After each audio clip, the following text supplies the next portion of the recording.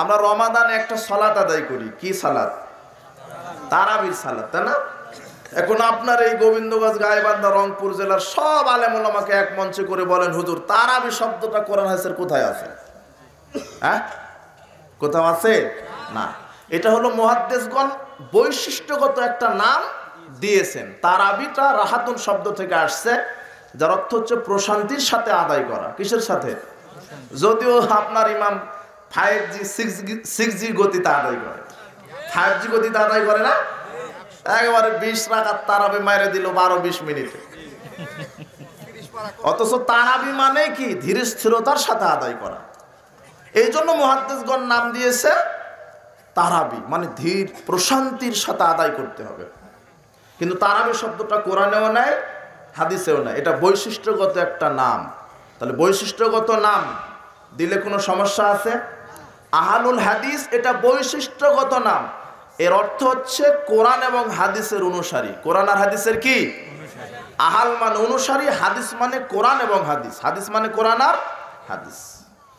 কোরআনের নাম আল্লাহ হাদিস দিয়েছেন, আল্লাহ নিজে কোরআনকে হাদিস বলেছেন। এর দলিল সূরা জুমার 39 নম্বর সূরা 23 নম্বর আয়াত। আল্লাহ বলছেন, আল্লাহু নাজ্জালা আহসানাল হাদিস, আল্লাহ হচ্ছেন তিনি যিনি তোমাদের জন্য উত্তম হাদিস নাজিল করেছেন। সুবহানাল্লাহ। তাহলে আল্লাহ কোরআনের আরেকটা কি নাম দিলেন? কোরআনের অনেক নাম আছে। কোরআনুল কারীম, কারীম একটা নাম, তানজিল, জিকির, কিতাব, হুদা, শিফা, তানজিল, কারীম, মজিদ, এগুলি কি এক একটা কোরআনের? নূর, কিতাবুন নূর আছে না, এগুলো এক একটা নাম। তেমনি কোরআনের আরেকটা নাম হচ্ছে হাদিস। কোরআনের আরেকটা নাম কি? হাদিস। তাহলে কোরআনকেও আল্লাহ হাদিস বলেছেন, আর রাসূল সাল্লাল্লাহু আলাইহি ওয়াসাল্লামের কথাকেও কি বলেছেন আল্লাহ? হাদিস। তাহলে আহলুল হাদিস হচ্ছে কোরআন এবং হাদিসের যারা সনিষ্ঠ অনুসারী, পবিত্র কোরআন এবং সহিহ হাদিসের যারা সনিষ্ঠ অনুসারী, এদের বৈশিষ্ট্যগত নাম কি? আহলুল হাদিস। এখন যারা আমাদেরকে বলে আমরা ফিতনাবাজ, নতুন ফেরকা, ইহুদি খ্রিস্টানের দালাল, এই আমাদের এগুলি শুনতে হয় না? এখন আমি বলবো, যারা বলে এরা কিন্তু মাযহাবী, এরা কি মাযহাবী না? আমি কোনো মাযহাবের নাম উল্লেখ করছি না, কোন মাযহাবের, বিভিন্ন হতে পারে, 14টা 20টা মাযহাব থাকতে পারে, 4টা থাকতে পারে। যারা আমাদেরকে অপবাদটা দেন, এরা হয় বেদাতি, না হলে মাযহাবী, না হলে কোনো তরিকাপন্থীর লোক, তাই না? আচ্ছা, আমার কথা, কোরআন আর হাদিস আগে আসছে না মাযহাব আগে আসছে? কোরআন আর হাদিস। রাসূল সাল্লাল্লাহু আলাইহি ওয়াসাল্লাম, সাহাবায়ে কেরাম আগে আসছে না মাযহাবের 4 ইমাম আগে আসছে? তাহলে আহলে হাদিসকে যে আপনি নতুন ফিরকা বলেন, আমরা কোরআন আর হাদিসের অনুসরণ করছি, তার মানে কোরআন আর হাদিস আগে আসছে। তার মানে যারা কোরআন আর হাদিস মানে এরাই হচ্ছে প্রাচীন দল, আর যারা মাযহাব তৈরি করেছে এরাই হলো নতুন একটা ফিরকাবাজ। তার প্রমাণ কি? তার প্রমাণ কি? আহলুল হাদিস, আল্লাহ সুবহানাহু ওয়া তাআলা বলছেন, আমি আগেই বলেছি আহলুল হাদিস একটা বৈশিষ্ট্যগত নাম। আল্লাহ সুবহানাহু ওয়া তাআলা বলছেন, ওয়া মিম্মান খালাকনা উম্মাতুন ইয়াহদুনা বিল হক ওয়া বিহি ইয়াদিলুন, আমার সৃষ্টির ভিতরে একটা দল হকের উপরে বিজয় থাকবে, হকের উপরে থাকবে। আল্লাহ বলছেন এই কথা, আমার সৃষ্টির ভিতরে একটা দল হকের উপরে থাকবে, এটা আল্লাহ বলছেন। সূরা আরাফ 7 নম্বর সূরা 181 নম্বর আয়াত। এবার রাসূল সাল্লাল্লাহু আলাইহি ওয়াসাল্লাম বলছেন, সহিহ মুসলিমের 1920 নম্বর হাদিস, লা তাযহালু তায়ফাতুম মিন উম্মতি যাহিরিনা আলাল হক লা ইয়াদুররুহুম মান খাযালাহুম হাত্তা ইয়াতামরুল্লাহি ওয়া হুম কাযালিক। রাসূল সাল্লাল্লাহু বলছেন, চিরদিন আমার উম্মতের মধ্যে একটি দল কিয়ামত পর্যন্ত বিজয় থাকবে, পরিত্যাগকারীরা তাদের কোনো ক্ষতি করতে পারবে না, তারা ওইভাবেই থাকবে, ওদের উপরে কিয়ামত অবতীর্ণ হবে, কিয়ামত পর্যন্ত তারা হকের উপরে বিজয় থাকবে। আমার উম্মতের মধ্যে কয়টা দল? একটা। রাসূল সাল্লাল্লাহু আলাইহি ওয়াসাল্লাম বললেন একটি দল, আল্লাহ বললেন একটি দল। আব্দুল্লাহ ইবনে আমর রাদিয়াল্লাহু আনহু বলছেন, হাদিসটা তিরমিজিতে 2641 নম্বর হাদিস। রাসূল সাল্লাল্লাহু আলাইহি ওয়াসাল্লাম বলেছেন, লা ইয়াতিয়ান্নাল উম্মতি মা তালা বানি ইসরাইল, আমার উম্মতের ওই অবস্থা হবে যে অবস্থা বানি ইসরাইল কওমের হয়েছিল। হাজওয়ান নাল বিন নাল, যেমন দুই পায়ের জুতা সমান, ইহুদি খ্রিস্টান যেমন হবে আমার মুসলিম উম্মত তেমন হবে। হাত্তা ইন কানা মিনহুম মান আতা উম্মাহু আলানিয়া, যদি বানি ইসরায়েল জাতি তাদের মায়ের সাথে জেনা করে থাকে, লা কানা ফি উম্মতি মাসনাউ জালিক, তাহলে আমি মুহাম্মদ সাল্লাল্লাহু আলাইহি ওয়াসাল্লামের মুসলিম উম্মতগণ, আমার উম্মতের মধ্যে যারা মুসলিম এরাও মায়ের সাথে জেনা করার মতো পাপ করবে। হাদিসটা অত্যন্ত জটিল, কঠিন, ভয়াবহ। রাসূল সাল্লাল্লাহু আলাইহি ওয়াসাল্লাম তিরমিজির 2641 নম্বর হাদিসে বলছেন, ইহুদি খ্রিস্টান যেমন হবে আমার মুসলিম উম্মত তেমন হবে। ইহুদি খ্রিস্টান যদি মায়ের সাথে জেনা করে, মুসলিমরাও মায়ের সাথে জেনা করবে। তার আশ্চর্য, পৃথিবীতে দুইটা পাপ আছে, যেই দুইটা পাপের মাধ্যমে মুসলিম জাতি মায়ের সাথে জেনা করার মতো পাপ করছে। এক, রাসূল সাল্লাল্লাহু আলাইহি ওয়াসাল্লাম বলছেন, দিরহামুর রিবা ইয়াকুলহু রাজুল ওয়া হুয়া ইয়ালামু মিন আসাদ্দি মিন সালাসাতি জিনিয়াতান। রাসূল সাল্লাল্লাহু আলাইহি ওয়াসাল্লাম বলছেন, দিরহামুর রিবা, যে ব্যক্তি 1 টাকা 1 দিরহাম জেনে শুনে সুদ ভক্ষণ করবে, 1 দিরহাম যে ব্যক্তি জেনে শুনে সুদ ভক্ষণ করবে, 36 বার জেনা করলে যেই পাপ হয় তার চাইতে সে বেশি পাপ করবে। কয় টাকা সুদ? আবু হুরায়রা রাদিয়াল্লাহু আনহু বলছেন, রাসূল সাল্লাল্লাহু আলাইহি ওয়াসাল্লাম বলেছেন, আর রিবা সাবুনা জুজান, সুদের পাপের 70টি স্তর আছে। আইসারুহা আয়ানকাহা রাজুল উম্মাহু, সবচেয়ে ছোট স্তর হলো নিজের মায়ের সাথে জেনা করা। তাহলে মুসলমানেরা মায়ের সাথে জেনার মতো পাপ করে না? এদিকে সুদ নাই মনে হয়, সুদখুর নাই, সুদের ব্যবসা নাই, বা সুদি ব্যাংক নাই, না আছে?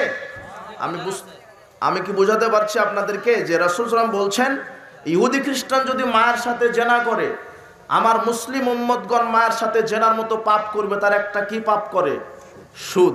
আর 1 টাকা সুদ খেলে 36 বারেরও বেশি জেনার মতো পাপ হয়। তা ওটা কার সাথে? মায়ের সাথে। এই হাদিসটা মিথ্যা নাকি সঠিক আছে? সঠিক আছে। আব্দুল্লাহ ইবনে আব্বাস রাদিয়াল্লাহু আনহু বলছেন, রাসূল সাল্লাল্লাহু আলাইহি ওয়াসাল্লাম বলেছেন, আল খামরু উম্মুল ফাওয়াহিশ, মাদক সেবন করা অশ্লীল কাজের মূল, ওয়াকবারুল কাবাইর, সবচেয়ে বড় পাপ। মদ পান করা সবচেয়ে বড় পাপ। যত কাবিরা গুনাহ আছে, কাবিরা গুনাহের মধ্যে একটা কাবিরা বড় পাপ। ফামান শারবাহা, যে ব্যক্তি মদ পান করলো, ওয়াকালা উম্মিহি ওয়া খালাতিহি ওয়া আম্মাতিহি, সে তার মা, খালা, ফুপুর সাথে জেনা করলো। কি বুঝলেন? যে ব্যক্তি মাদক সেবন করলো, সে কয়টা নারীর সাথে জেনা করলো? 3টা। মাদক কি? যেটা খেলে মানুষ মাতলামি করে, যেটা খেলে মানুষ পাগল হয়ে যায়, যেটা খেলে মানুষের হিতাহিত জ্ঞান ঠিক থাকে না, ওটাই কি? মদ। আল্লাহ বলছেন, ইয়া আইয়ুহাল্লাযিনা আমানু ইন্নামাল খামরু, হে বিশ্বাসীগণ, আমি মদকে হারাম করলাম। আল্লাহ কোরআনে মদের নাম নিয়েছেন, কিন্তু কোন জিনিস মদ এই নাম নেননি।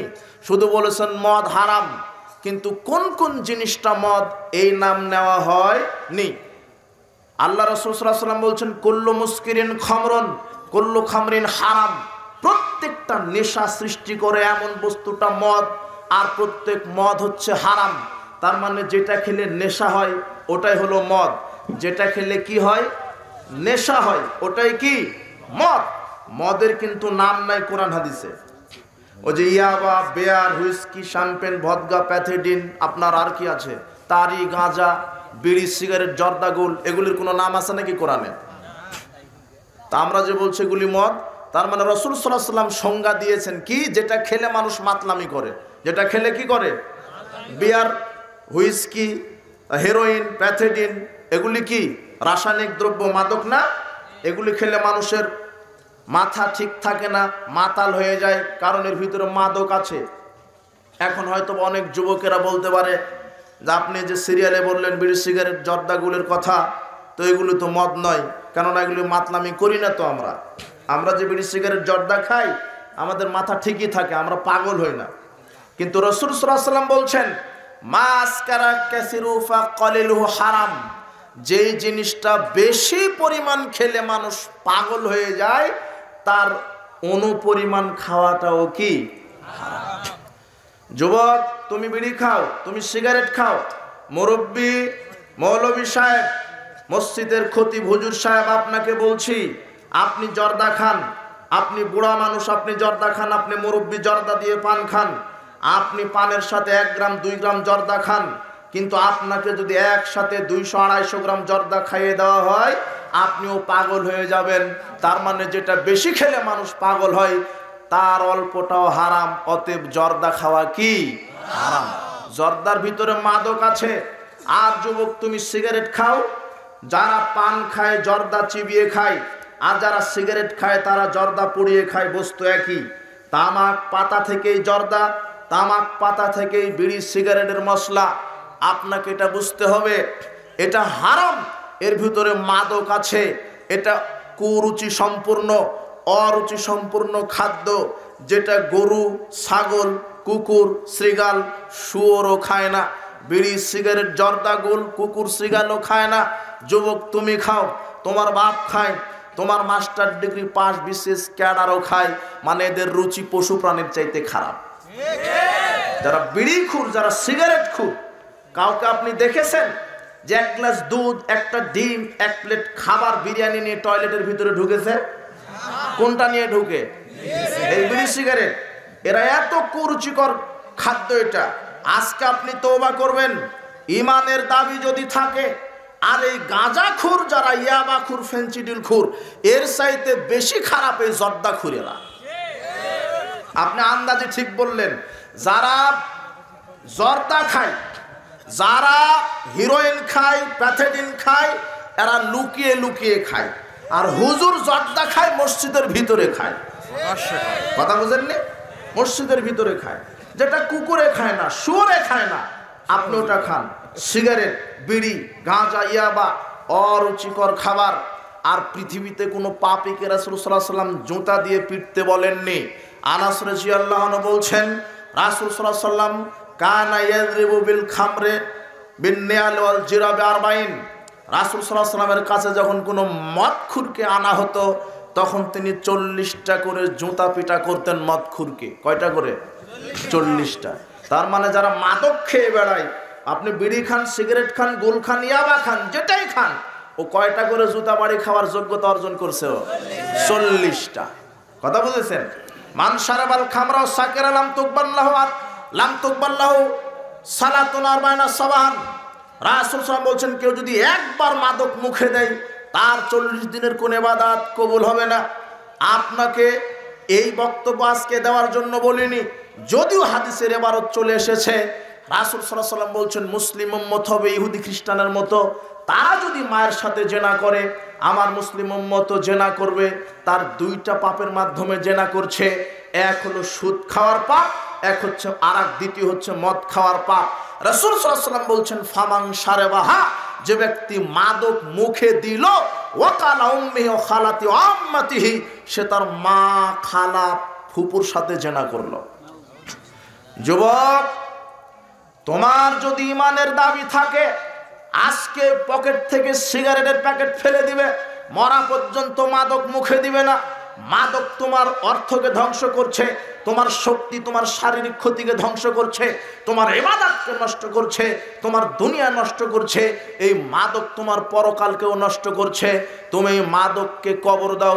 আল্লাহ যুব সমাজকে তুমি মাদকতা থেকে হেদায়েত দান করো। 2টি পাপ, এই কথা নয়। এরপর রাসূল সাল্লাল্লাহু আলাইহি ওয়াসাল্লাম হাদিসের শেষে বলছেন, হাদিসটা তিরমিজিতে আছে, 2641 নম্বর হাদিস। রাসূল বলছেন, ইন্না বানি ইসরাঈলা তাফাররাকাত আলা সিনতাইনি ওয়া সাবিনা মিল্লাতান। বানি ইসরাইল জাতি 72 ফিরকায় বিভক্ত হয়েছিল। ওয়া তাফতারিকু উম্মতি আলা 73 মিল্লাতান। আর আমার মুসলিম উম্মত বিভক্ত হবে 73 ফিরকায়। কত ফিরকায়? কুল্লুহুম ফিন্নার, প্রত্যেক ফিরকা জাহান্নামে যাবে, ইল্লা মিল্লাতান ওয়াহিদাতান, এক ফিরকা জান্নাতে যাবে। সাহাবীগণ বলছেন, মান হে রাসূলুল্লাহ, সেই এক ফিরকা কারা? রাসূল সাল্লাল্লাহু আলাইহি ওয়াসাল্লাম জবাবে বললেন, মা আনা আলাইহি ওয়া সাহাবী, আমি এবং আমার সাহাবী যার উপরে আছি, তার উপরে যারা থাকবে, তারাই বিচার মাঠে সরাসরি জান্নাতে চলে যাবে। সাহাবীগণ এবং রাসূল সাল্লাল্লাহু আলাইহি ওয়াসাল্লাম কোরআন এবং হাদিসের উপরে ছিল, আমাদেরকেও থাকতে হবে কার উপরে? কোরআন আর হাদিসের উপরে। এক ফেরকা, রাসূল সাল্লাল্লাহু আলাইহি ওয়াসাল্লাম ওই নাজাত প্রাপ্ত ফেরকার নাম বলে যাননি, বৈশিষ্ট্য বলেছেন। বৈশিষ্ট্য কি?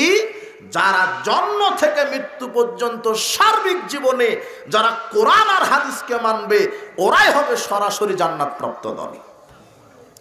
আপনি কি জন্ম থেকে মৃত্যু পর্যন্ত কোরআন হাদিস মানেন? জি না। এদেশের অধিকাংশ মুসলিম মুনাফিক, এদেশের অধিকাংশ মুসলিম মুনাফিক, এরা সার্বিক জীবন ইসলাম মানে না। এরা ইসলাম বলতে শুধু মনে করেছে শুধু মসজিদে সালাত আদায় করা, ফজরের পরে কোরআন তেলাওয়াত করা, টাকা থাকলে যাকাত দেওয়া, টাকা থাকলে হজ করা, আর তাসবিহ দানা টিপা। এটাই মনে করেছে বাংলাদেশের অধিকাংশ মানুষ। ধর্ম বলতে, ইসলাম বলতে, ইবাদত বলতে শুধু মসজিদে সালাত আদায় করা বুঝেছে, আর রমাদানে সিয়াম পালন করার নাম বুঝেছে। কিন্তু ইবাদত বলতে শুধু সালাত সিয়ামের নাম নয়। ইবাদত কি? ইবাদত হচ্ছে একজন মানুষ তার জন্ম থেকে মৃত্যু পর্যন্ত যা কিছু করবে সেখানে আল্লাহর বিধান অনুযায়ী করতে হবে। এর নাম হলো ইসলাম, এর নাম হলো ইবাদত। আল্লাহ সুবহানাহু ওয়া তাআলা বলছেন, ইন্নাদ দীনা ইনদাল্লাহিল ইসলাম, আমার কাছে মনোনীত দিন হচ্ছে ইসলাম। ওয়া মা ইয়াবতাগি গায়রাল ইসলামি দীনান ফালাইউকবালা মিনহু ওয়া হুয়া ফিল আখিরাতি মিনাল খাসিরিন। আল্লাহ বলছেন, যারা ইসলাম ব্যতীত অন্য কোনো মতবাদ মেনে চলবে তাদের কোনো আমল আকীদা আমি কবুল করব না, তারা বিচারের মাঠে ক্ষতিগ্রস্তদের অন্তর্ভুক্ত হবে। আপনি বলবেন আমি তো ইসলাম মানি। জি না, আপনি আংশিক ইসলাম মানেন, অর্ধেক মানেন, অর্ধেক মানেন না। সূরা বাকারার 85 নম্বর আয়াতে আল্লাহ বলছেন, আফাতুমিনুনা বিবাদিল কিতাব ওয়া তাকফুরুনা বিবাদ, তোমরা কি কিতাবের কিছু মানবে, কিছু মানবে না? ইসলামের অর্ধেক মানবে, অর্ধেক মানবে না? তোমরা কি শুধু মসজিদ মাদ্রাসা ইসলামকে মানবে, অর্থনীতি, সমাজনীতি, শিক্ষানীতি, পারিবারিক নীতি, রাজনীতিতে মানবে না? ফামা জাযাউ ওয়া ইয়াফআলু যালিকা মিনকুম, ফামা জাযাউ মা ইয়াফআলু যালিকা মিনকুম ইল্লা খিজুন ফিল হায়াতিদ দুনিয়া ওয়া ইয়াউমাল কিয়ামাতি ইউরাদ্দুনা ইলা আশাদ্দিল আযাব। আল্লাহ বলছেন, যারা ইসলামকে শুধু মসজিদ মাদ্রাসায় মানে, অর্থনীতি, সমাজনীতি, রাজনীতিতে মানবে না, এরা হলো জালেম, এরা হলো ফাসিক, এরা হলো মুশরিক। এদেরকে দুনিয়াতেও আমি ধরব, বিচার মাঠে কঠিন শাস্তিতে আমি নিক্ষেপ করব। তার মানে ইসলাম মানতে গেলে সব জীবনেই মানতে হবে, শুধু মসজিদ মাদ্রাসা ইসলামকে মানলে হবে না। অধিকাংশ মুসলিম ইসলাম বলতে শুধু সালাতকে বুঝেছে, ইবাদত বলতে শুধু হজ করা বুঝেছে। অথচ ইসলাম বলতে শুধু সালাত সিয়াম নয়, আপনি যা কিছু করবেন সেখানে ইসলাম মেনে চলতে হবে। আপনি ভাত খাবেন, শুরুতে বিসমিল্লাহ, ওখানে কার বিধান? খাওয়া শেষে আলহামদুলিল্লাহ, সেখানে কার বিধান? আপনি টয়লেটে প্রবেশ করবেন, বিসমিল্লাহ আল্লাহুম্মা নাউযু বিকা মিনাল খুবসি ওয়াল খাবায়েস, সেখানে কার বিধান? টয়লেট থেকে বের হওয়ার পর্বে বলবেন গুফরানাকা, ওখানে কার বিধান? আপনি ঘুমাতে যাবেন আল্লাহুম্মা বিসমিকা আমুতু আহইয়া, সেখানে কার বিধান? আপনি ঘুম থেকে ওঠার পরে বলবেন আলহামদুলিল্লাহিল্লাযী আহইয়ানা বা'দা মা আমাতানা ওয়া ইলাইহিন নুশুর, ওখানেও কার বিধান? আপনি স্ত্রীকে কিভাবে হালাল করবেন, স্ত্রীর কাছে গিয়ে কি দোয়া পাঠ করবেন, সেখানেও কার বিধান? আপনি পোশাক গায়ে দিবেন কিভাবে, সেখানেও আল্লাহর বিধান। আপনি জুতা পায়ে দিবেন কিভাবে, সেখানেও আল্লাহর বিধান। আপনি খান আল্লাহর বিধানে, পান করেন আল্লাহর বিধানে, ঘুমাতে যান আল্লাহর বিধানে, পেশাব পায়খানা করেন আল্লাহর বিধানে, পোশাক গায়ে দেন আল্লাহর বিধানে, আপনি সালাত আদায় করেন আল্লাহর বিধানে, সিয়াম রাখেন আল্লাহর বিধানে, হজ করেন আল্লাহর বিধানে, তাসবিহ আপনি গণনা করেন আল্লাহর বিধানে, আপনি কোরআন খতম দেন আল্লাহর বিধানে, আপনি দান করেন আল্লাহর বিধানে, আপনি পিতামাতার খেদমত করেন আল্লাহর বিধানে। আপনি এগুলি বুঝতে পেরেছেন, কিন্তু আপনাকে যেই আল্লাহর বিধানে সালাত আদায় করতে হবে, সেই আল্লাহর বিধানে অর্থনীতিও পরিচালনা করতে হবে। কিন্তু আপনি শুধু আল্লাহকে মসজিদে মানেন, কিন্তু অর্থনীতিতে আপনি একটা টাটকা সুদখোর, মানে আপনি টাটকা একটা মুনাফিক। আপনি রমাদানে সিয়াম পালন করেন আল্লাহর বিধানে, কিন্তু শিক্ষানীতি প্রণয়ন করেছেন ইহুদি খ্রিস্টানের কাল্পনিক বিধানে। ট্রান্সজেন্ডার ইস্যু, সমকামিতা, বানরবাদ, এগুলি নাস্তিক্যবাদী শিক্ষা ব্যবস্থা। আপনি শুধু মনে করেছেন সালাত সিয়াম ইসলাম। জি না, আমাকে শিক্ষা প্রণয়ন করতে হবে কার বিধানে? আল্লাহর বিধানে। আপনি সালাত আদায় করেন কার বিধানে? আপনি সিয়াম রাখেন কার বিধানে? আপনি হজ করেন কার বিধানে? আপনি রমাদানে সিয়াম পালন করেন কার বিধানে? উমরা করেন কার বিধানে? আর আপনার নেতা রাজনীতি করে কার বিধানে? হ্যাঁ, এদেশের অধিকাংশ মানুষের জানা নাই। শুধু ইসলাম ইবাদত বলতে শুধু তসবিহ দানা টিপার নাম মনে করেছে ইসলাম। জি না, আমি যে আল্লাহর বিধানে তাসবিহ পাঠ করব, ওই আল্লাহর বিধান আমাকে রাজনীতিও করতে হবে। ইসলাম পরিপূর্ণ জীবন বিধান, ইসলাম পরিপূর্ণ জীবন বিধান। আমার রাজনীতি হবে ইসলামী খেলাফা, আমার রাজনীতি হবে ইসলামী শরিয়া। ইহুদি খ্রিস্টানের পচা মতবাদ আমার রাজনীতি হতে পারে না। কিন্তু অধিকাংশ মানুষ রাসূল সাল্লাল্লাহু আলাইহি সাল্লামের মতবাদ, রাসূল সাল্লাল্লাহু আলাইহি সাল্লামের আদর্শকে কবর দিয়েছে। কোশ্চিন কালেও মুসলিম জাতি ইহুদি খ্রিস্টানের মতবাদকে মেনে নিতে পারে না। আমাকে আল্লাহর বিধানে হজ করতে হবে, আল্লাহর বিধানে রাজনীতি করতে হবে। আল্লাহ নিজে কোরআন মাজিদে রাজনীতি শিখিয়েছেন। আল্লাহ বলছেন মুহাম্মদ সাল্লাল্লাহু আলাইহি সাল্লামকে, বলছেন মুহাম্মদ সাল্লাল্লাহু আলাইহি সাল্লামকে আল্লাহ রাজনীতি শিখাচ্ছেন। কি? সূরা মায়েদার 49 নম্বর আয়াতে বলছেন ওয়ানিহকুম বাইনাহুম বিমা আনজালাল্লাহ, হে মুহাম্মদ, আমি যেটা নাজিল করেছি কোরআন আর হাদিস, এর মাধ্যমে তুমি জাতিকে পরিচালনা করো, বিচার ফায়সালা করো। ওয়ালা তাত্তাবি আহওয়াআহুম, তুমি মানুষের তৈরি করা মতবাদ মেনে নিও না। মানুষের মতবাদ মানা যাবে না। আমার মতবাদ, আমার দিন একমাত্র ইসলাম। আমি ইসলামের আলোকে হজ যাকাত করব, ইসলামের আলোকে আমাকে রাজনীতি করতে হবে। কোনো দেশাচারের নামে, লৌকিকতার নামে, কোনো জাহিলি কর্মকাণ্ডের সাথে আমাকে মিশে যাওয়া যাবে না। আমি মানব রচিত মতবাদের মুখাপেক্ষী কেন হব? আশ্চর্য কথা। এদেশের নেতা নেত্রী ধর্ম বুঝেনি, এদেশের নেতা নেত্রী রাজনীতি বুঝেনি, এদেশের অনেক আলেম ওলামায় ধর্ম বুঝেনি। এদেশের আলেম ওলামা যুক্তি দিয়ে বলছে আমরা ইসলামকে ক্ষমতায় নিয়ে যাওয়ার জন্যই ইহুদি খ্রিস্টানের এই গণতন্ত্রকে মেনে নিয়েছি। জি না, আমার আল্লাহ বলছেন হুয়াল্লাযী আরসালা রাসূলাহু বিল হুদা ওয়া দীনিল হক লিইয়ুযহিরাহু আলাদ দীনি কুল্লিহি ওয়ালাউ কারিহাল মুশরিকুন।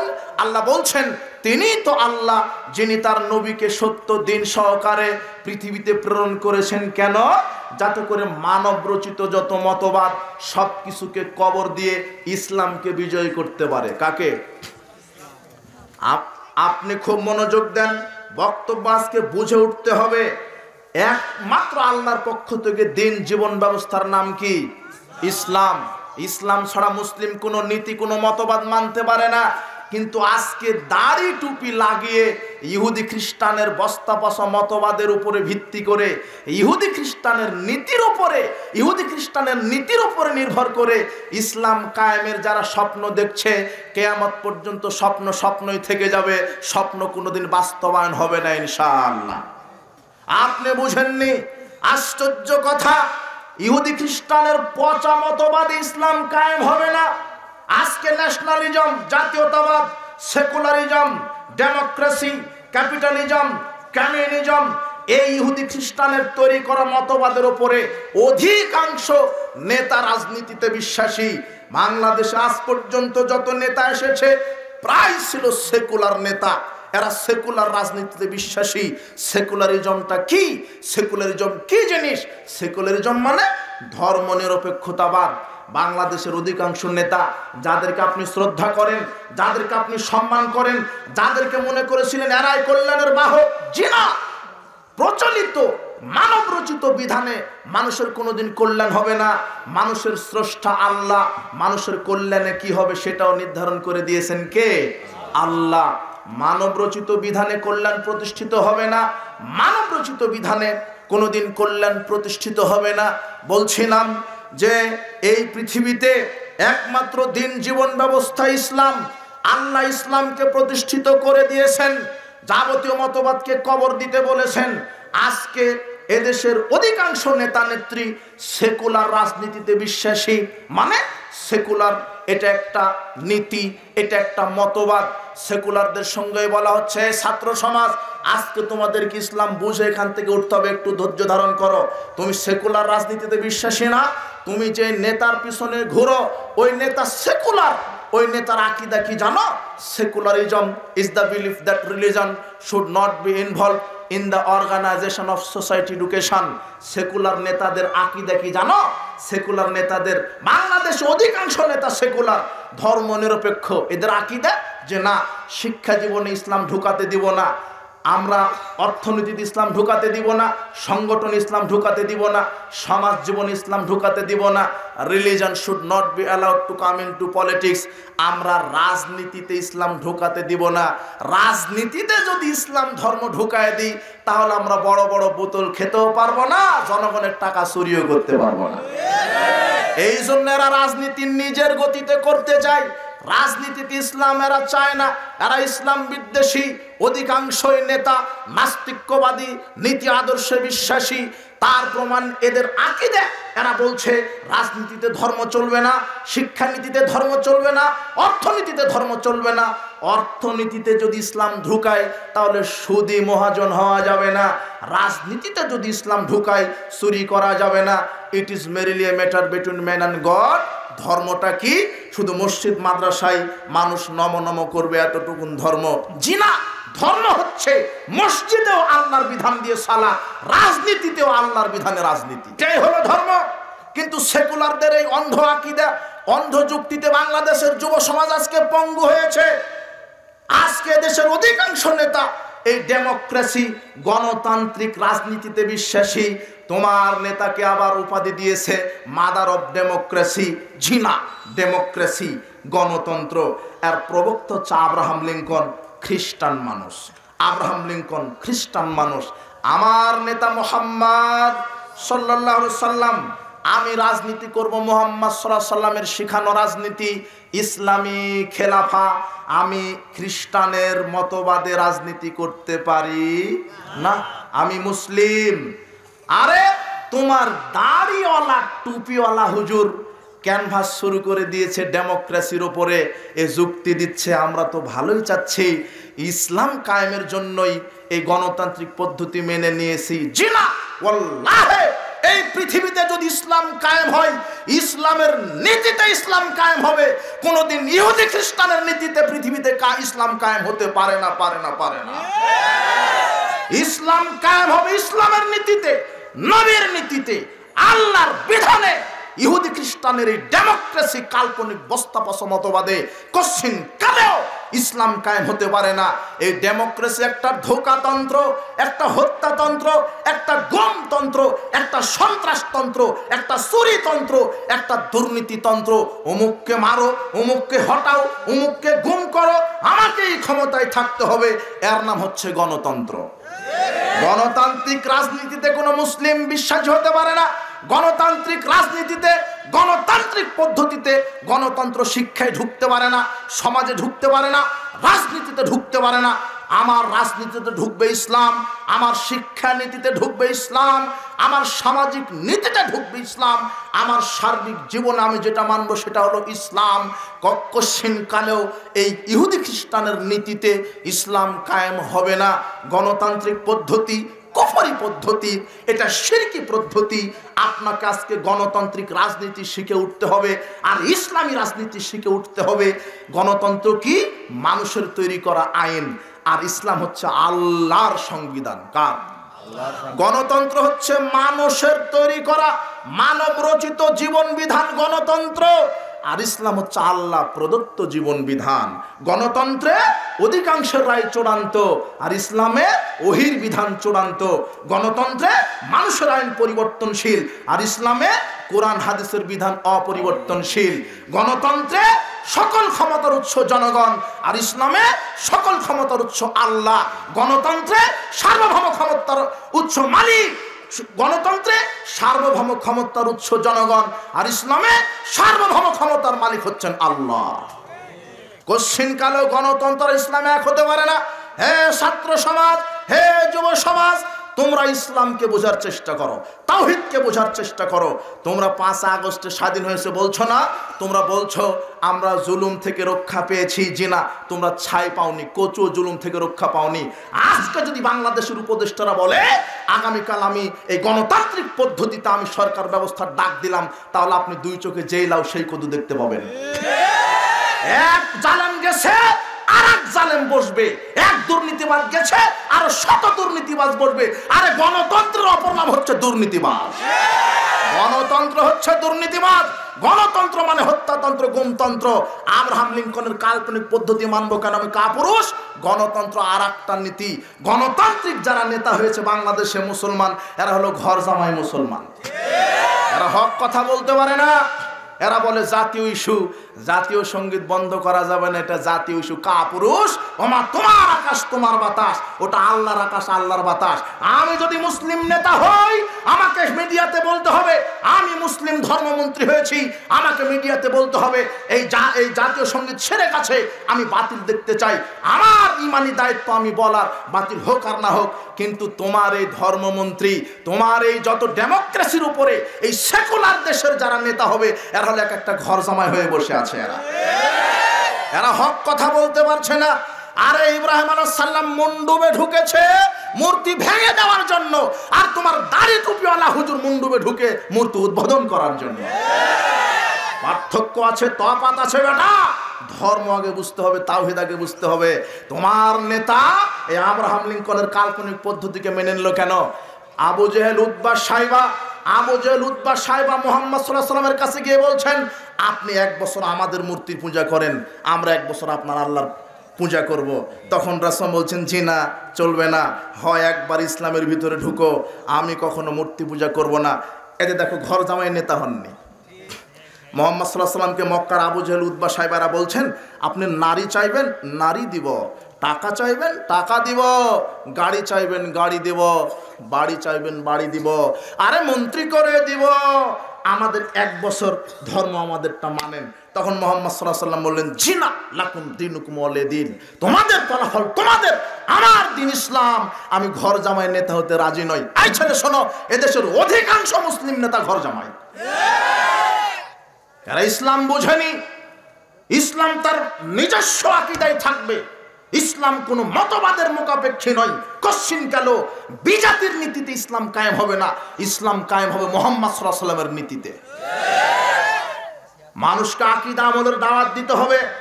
আজকে তরুণ সমাজ জেগেছে। এরা হকের পক্ষে আন্দোলন করতে শিখেছে, রক্ত দিতে শিখেছে, এরা অধিকার আদায় করতে শিখেছে, এরা বাতিলের বিরুদ্ধে হুঙ্কার দিতে শিখেছে। তবে আফসোস, এদেশের অধিকাংশ মানুষ সঠিক ইসলাম এখনো শিখেনি। আজকে এই তরুণ সমাজ, ছাত্র সমাজ, শুধু নেতার মূর্তি ভাঙা হবে কেন? যেদিন এই বাংলাদেশের 20 কোটি মানুষের মধ্য থেকে যুব সমাজ যেদিন তাওহীদের পক্ষে গণবিপ্লব করবে, সেদিন বাংলাদেশ থেকে খানকা, কবর, মাজারকেও ভেঙে দেওয়া হবে ইনশাআল্লাহ। তোমার নেতার মূর্তির সামনে কেউ সেজদা করে না, মানত করে না, শিরক করে না। কিন্তু যত শিরক হয় কবর, খানকা, মাজারে। এদেশে যখন ইসলামের পক্ষে গণবিপ্লব হবে, তাওহীদের পক্ষে গণবিপ্লব হবে, সেদিন মুনাফিক, কাফের, জালেম তো পালাবে। এদেশের কবর, শিরকের শিখণ্ডি, মাজার, খানকা, এগুলিকেও কবর দেওয়া হবে ইনশাআল্লাহ। হবেই। ছাত্র সমাজকে জাগতে হবে। তোমাদের 5 আগস্টের আন্দোলন যদি ইসলামের উপরে হতো, তাহলে আজকে আমরা সংসদে আলেম ওলামা, সংসদের 300টা সিটে আজকে আলেম ওলামাকে দেখতে পেতাম, আর বাংলাদেশের সংবিধান আমরা দেখতে পেতাম কোরআন আর হাদিস। কিন্তু তোমরা দুনিয়ায় বুঝলে এই গণতন্ত্রকে, এটা কুফরি মতবাদ, গণতন্ত্রকে কবর দাও। হে বাংলাদেশের ছাত্র সমাজ, তোমাদেরকে বলছি, আমাদের কথার একটু মূল্যায়ন করো, বক্তব্যটা বোঝার চেষ্টা করো, তাওহীদ ইসলামকে সঠিকভাবে বোঝার চেষ্টা করো। যদি তাওহীদ সঠিকভাবে বুঝো, তাহলে ইহুদি খ্রিস্টানের নীতিতে রাজনীতি করা লাগবে না। আমার রাজনীতি আল্লাহ শিখিয়েছেন, আমার আদর্শ রাসূল সাল্লাল্লাহু আলাইহি ওয়াসাল্লামের আদর্শ। আজকে দেশের ছাত্র সমাজকে বলে যাচ্ছি, তোমরা তাওহীদের পক্ষে বিপ্লব করো। আমরা আগামীতে কোন দলের সরকার দেখতে চাই না, আমরা আগামীতে দেখতে চাই বাংলাদেশের 20 কোটি মানুষের সরকার। এক দল ক্ষমতায় গেলে বাকি সব দল পরাধীন। কথা বুঝেননি? এক দল ক্ষমতায়, আর এক দল কোনো কনফারেন্স করবে, ওর কাছে ভিক্ষা চাইতে হবে যে একটু অনুমতি দেন। কথা বুঝেননি? এই দলীয় সংকীর্ণতা চলবে না। দলীয় রাজনীতিকে বাংলাদেশ থেকে কবর দিতে হবে। আমরা দলীয় সরকার চাই না, আমরা চাই জনগণের সরকার। আমরা জনগণের সরকার চাই, আমরা জনগণের সরকার চাই, আমরা স্বাধীনতা চাই, আমরা শান্তি পেতে চাই। আর শান্তি তখনই হবে যখন বাংলাদেশের সংবিধান হবে কোরআন আর হাদিস। 1971 সালে আমরা স্বাধীন হয়েছে এই কথা মিথ্যা। আমরা নামে মাত্র স্বাধীন হয়েছিলাম, কিন্তু 1971 সাল থেকে 52 বছর পর্যন্ত আমরা ওই ইহুদি খ্রিস্টানেরই এই কুরুচি বিধান দ্বারা আমরা এতদিন পরিচালিত হচ্ছি। আমরা তাদেরই বিধান, রাস্তাঘাট, অফিস, আদালত, কোর্ট কাচারিতে তাদেরই বিধান। আমরা মুসলিম হয়ে ইসলামের বিধান মানতে পারি না। ধিক আমার নেতৃত্বের, ধিক আমার মন্ত্রিত্বের। যেই মন্ত্রিত্ব পাওয়ার পরেও আমি সংবিধানে কোরআন হাদিস যোগ করতে পারিনি, যেই নেতৃত্ব হওয়ার পরও আমি রাষ্ট্রীয়ভাবে সুদকে হারাম ঘোষণা করতে পারিনি, যে নেতৃত্ব অর্জন করার পরও আমি শিরক বেদাতের বিরুদ্ধে হুঙ্কার দিতে পারিনি, ধিক এই নেতৃত্বের। ঠিক আপনি কি করলেন নেতৃত্ব দিয়ে? বলছিলাম এই গণতন্ত্র কুফরিতন্ত্র, গণতন্ত্র কুফরিতন্ত্র, একে কেউ মূল্যায়ন করতে পারে না। যুব সমাজ, তোমাদেরকে বলছি এই ভোটতন্ত্র হারাম। প্রচলিত যে ভোটতন্ত্র, শোনো, রাজনীতি করা ফরজ, রাজনীতি করা ফরজ, তবে অবশ্যই সেটা রাসূল সাল্লাল্লাহু আলাইহি ওয়াসাল্লামের রাজনীতি। আর বর্তমানে বাংলাদেশে যে পচা প্রচলিত রাজনীতি আছে, এটা টোটালি হারাম, টোটালি হারাম, টোটালি একটা ভণ্ডতন্ত্র। এটা একটা, এই রাজনীতি করা হারাম। যে রাজনীতিতে ইসলাম মানা যায় না, যে রাজনীতিতে একজনকে হত্যা আর একজনকে গুম করা হয়, যে রাজনীতিতে মায়ের বুক খালি করা হয়, যে রাজনীতি করতে গিয়ে রক্ত দিতে হয়, যে রাজনীতি করতে গিয়ে ছেলে বাপ হারা হয়ে যায়, বাপ সন্তান হারা হয়ে যায়, স্ত্রী স্বামী হারা হয়ে যায়, স্বামী স্ত্রী হারা হয়ে যায়, সন্তান মা হারা হয়ে যায়, মা সন্তান হারা হয়ে যায়, এই পচা গণতন্ত্র আমরা চাই। এই প্রচলিত ভোট পদ্ধতি হারাম। এই ভোট পদ্ধতির মাধ্যমে যদি নেতা নির্বাচন করেন, তাহলে অযোগ্য লোকেরা হবে নেতা। যত সুর দুর্নীতিবাজ, এদেরকে আপনি নেতা দেখতে পাবেন। কথা বুঝেননি? কথা, এই যে আমি বহু বক্তব্যে বলেছি, বক্তৃতা এটাই চলছে এখন। এই জন্য মাদানী সাহেব এমপিতে দাঁড়িয়েছে। কি মাদানী? আর এটা হলো মুচি। এটা কি মুচি? ভোট, এখন ভোট শুরু হয়েছে। এমপিতে দাঁড়িয়েছে দুজন। মাদানী ভোট পেয়েছে বাংলাদেশের 50 জন বড় বড় আলেমদের, যারা তাকওয়াশীল পরহেজগার, এই আলেমেরা মাদানীকে ভোট দিয়েছে, নেতা হিসেবে দেখতে চাই। আর এই মুচিকে ভোট দিয়েছে 51 জন ম্যাথরে। কে? মন্ত্রীকে। একটা ভোট কি পেয়েছে? হ্যাঁ, গণতন্ত্রে মাথা গণা হয় শুধু, কিন্তু মাথার মধ্যে ঘেলু গণা হয় না। কথা বুঝেননি? 51টা পেয়েছে এই মন্ত্রী। এতদিন এই অযোগ্যরাই বাংলাদেশের নেতৃত্ব দিয়েছে। তাই তো চুরি ডাকাতির অভাব নাই। এটা চুরিতন্ত্র, হত্যাতন্ত্র, একটা মামলাতন্ত্র। এক একটা নেতার 200, 500, 1000টা করে মামলা। এটা একটা মামলাতন্ত্র। এটা হলো গণতন্ত্র, এগুলি ফজিলত। কথা বুঝেছেন? এই ভোটের সময় যখন আসে, এই যে এবারে কুরবানিতে একটা খাসি বিক্রি হয়েছে 15 লক্ষ টাকা দিয়ে। কত? কত? 15 লক্ষ টাকা। আর ভোটের সময় যখন আসে, তখন একটা বান্দা নামক ছাগলের দাম হয় 15 টাকা। কি বুঝলেন? মেম্বার বলে যে, চাই ডিম আমার পক্ষ থেকে, 1 কাপ চা আমার পক্ষ থেকে, আমার বাক্সে যেন ভোটটা আসে। একটা ডিম খেয়ে বিক্রি হয়ে গেছে। এখন একটা চেয়ারম্যান হতে 1 কোটি টাকা লাগে। কত কোটি? 1 কোটি। তো ও যে 1 কোটি টাকা খরচ করে চেয়ারম্যান হলো, ও তো চেয়ারম্যান হওয়ার প্রথম দিনেই মনে মনে শপথ নিবে, আল্লাহ 20 কোটি টাকা আগে দুর্নীতি করব। 1 কোটি টাকা খরচ করে চেয়ারম্যান হয়েছে। তার মানে গণতন্ত্র মানে একটা চুরিতন্ত্র আর দুর্নীতিতন্ত্র। কথা বুঝেছেন? এই লাইনে আর আসে শুধু চুরি করার জন্য। সমাজ সেবার নামে মুখোশ পড়ে আরো সমাজকে এরা ধ্বংস করে দিচ্ছে, কিন্তু বাংলাদেশের মানুষ এরা বুঝতে পারছে না। বলছিলাম, অযোগ্য লোকেরা ক্ষমতায় আসে গণতান্ত্রিক ভোট পদ্ধতির মাধ্যমে। গণতান্ত্রিক নেতা নির্বাচন হচ্ছে ইলেকশন, আর ইসলামী নেতা নির্বাচন হচ্ছে সিলেকশন। ইলেকশন মানে এই যে পচা ভোট পদ্ধতি, একজন টাকা দিয়ে আর একজনকে গুম করে কিনে নিয়ে অযোগ্য লোক নেতা হবে, কিন্তু সিলেকশনে এর কোনো সুযোগ নাই। ইসলামের নেতা নির্বাচন হলে 1 সেকেন্ড লাগবে না। 10 জন আলেম ওলামা জ্ঞানীগুণী লোক এক মঞ্চে বসে বলবে যে আমরা অমুককে নেতা হিসেবে দেখতে চাচ্ছি, বাস খালাস। অমুককে আমরা পরহেজগার তাকওয়াশীল, ওনাকে আমরা দেশের সরকার হিসেবে দেখতে চাচ্ছি। বর্তমানে যেই উপদেষ্টারা আছে এরা ভোটের মাধ্যমে আসছে, কিসের মাধ্যমে?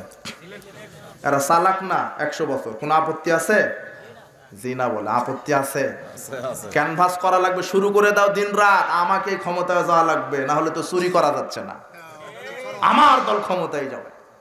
কি এরা পারে না সবাই এক বৈঠকে বসে যত দল আছে দুটো একটা করে নিয়ে মন্ত্রী পরিষদ গঠন করতে? না, একাই যাবে, একাই খাবে। কথা বুঝেননি কথা? এটা হলো এই দলীয় সংকীর্ণতা। জি না, এই রাজনীতি আমরা চাই না, এই লেজুর ভিত্তিক রাজনীতি আমরা চাই না। আমরা চাই ইসলামী রাজনীতি, ইসলামী খেলাফা। তোমার মৌলভী সাহেব বলছে আমরা ইসলামী গণতন্ত্র করছি, আবার হিন্দু সংগঠন বানায় ফেলছে তোমার নেতা। কি লোভ ক্ষমতা! ইসলামী গণতন্ত্র ট্যাগ লাগায় দিছে। তা আমি তখন বলেছি তোমার হুজুরকে যে আমিও লাগাই দিলাম ইসলামী গাঁজা ফ্যাক্টরি। তাহলে গাঁজা বৈধ হবে না? আচ্ছা লাই বৈধ হবে না? ইসলামী আছে যে এটা ইসলামী গাঁজা, তোমার হুজুর বলছে এটা ইসলামী গণতন্ত্র। আর ওটা ধোঁকাতন্ত্র, একটা সিটারি বাটপারি তন্ত্র ছাড়া কিছু না। তুমি আসো রাসূল সাল্লাল্লাহু আলাইহি ওয়াসাল্লামের ইসলামী খেলাফায় নিজ আদর্শে টিকে থাকো। আমার এই বক্তব্য তোমার নেতাকে বুঝতে লোড নেওয়া লাগবে, বুঝবে না, ক্ষমতায় উন্মাদ হয়ে আছে, যে কোনো মূল্যে ক্ষমতায় যেতে হবে। গণতন্ত্র মানে মুদ্রার এই পিঠ আর ওই পিঠ সমান। গণতান্ত্রিক সংবিধান যদি বাংলাদেশে থাকে আর জিব্রাইলও যদি বাংলাদেশের প্রধানমন্ত্রী হয়, ওকেও সুদ খাওয়া লাগবে। কথা বুঝেননি মনে হয়? ওকেও ওই মণ্ডপে যাওয়া লাগবে। গণতন্ত্র মানে আর কোনো এটা একটা ধর্ম না। কখনো হিন্দুর পাঠ নিতে হবে, কখনো খ্রিস্টানের, কখনো হিজড়ের, কখনো নারীর, কখনো পুরুষের, কখনো ওই বৌদ্ধর। মানে গণতন্ত্র মানে সব চলবে। কথা বুঝেননি? এদেশে হিন্দু থাকবে, খ্রিস্টান থাকবে, ঠিক আছে। ইসলাম যখন ক্ষমতা আসবে এদেরকে জিজিয়া দিয়ে থাকতে হবে। হিন্দু ধর্মে বাধা দেওয়া যাবে না। অনেকে আবার এই এক শ্রেণীর নাস্তিক আছে, এরা বলে সর্বনাশ, ইসলাম যদি ক্ষমতায় আসে তাহলে হিন্দুদের আবার কি হবে? কথা বুঝেননি? মায়ের চাইতে মাসির দরদ কি বেশি। অথচ ইসলাম সাম্য, সম্প্রীতি, সৌহার্দ্যপূর্ণ ধর্ম। আল্লাহ বলেছেন তোমরা বিধর্মীকে গালি দিও না। সূরা আনামের 108 নম্বর আয়াতে বলছেন তাদের দেবতাকে গালি দিও না, তাদের মন্দির ভাঙবে না। যদি তোমরা তাদের দেবতাকে গালি দাও, তারা অজ্ঞতাবশত তোমাদের আল্লাহকে কি দিবে? গালি দিবে। তাদের ধর্ম তারা মানুক। হিন্দু তাদের ধর্ম মানবে, খ্রিস্টান তাদের ধর্ম মানবে, কোনো আপত্তি নাই। দুই একটা ভোটের লোভে তোমার হুজুর ফতোয়া মেরে দিতে, দরকার হয় মাদ্রাসার ছাত্র মণ্ডপ পাহারা দিবে, মারে দিল ফতোয়া। ওই জন্য ওই নেতাকে আমি বলেছি ক্লাস 1-এ ভর্তি হতে হবে, আবার আনাকুম জানাকুম শিখে ফতোয়া দিতে হবে জাতির সামনে। 1 সেকেন্ডের জন্য কোনো মুসলমান কোনো বিজাতি ধর্মকে সহযোগিতা করতে পারে না। 1 সেকেন্ডের জন্য মুসলমানের ছেলে মণ্ডপে যাবে মানে হিন্দু কি মারা গেল, তাদের ধর্ম তারা পালন করুক। কোনো মুসলমানের বাচ্চা কোনো বিজাতি ধর্মকে 1 সেকেন্ডের জন্য সহযোগিতা করতে পারে? মাত্র 2-1টা ভোটের লোভে ফতোয়া মেরে দিল, ক্ষমতায় যাওয়া লাগবে, একটাই সোজা কথা। কথা বুঝেননি কথা? দেশের নেতা নেত্রী ইসলাম না মেনে কোনো উপায় নাই। কল্যাণ পেতে গেলে ইসলাম, কল্যাণ যদি পেতে চান, শান্তি যদি পেতে চান, তাহলে ইসলাম। এই গণতান্ত্রিক কাল্পনিক পচা এই নাস্তিক্যবাদী এই ভোট পদ্ধতি, এই গণতান্ত্রিক পদ্ধতিকে সমর্থন করবেন না। এই প্রচলিত ভোট পদ্ধতি হারাম, ভোট দেওয়াও হারাম, ভোটের ক্যানভাস করা হারাম। গণতন্ত্রের এক গণতান্ত্রিক পদ্ধতিতে 1 সেকেন্ড ব্যয় করা হারাম। আপনি ঠিক বললেও ঠিক, না বললেও ঠিক। কথা বুঝেছেন? এই পর্যন্ত বক্তব্য শেষ। ইসলাম বোঝাতে গিয়ে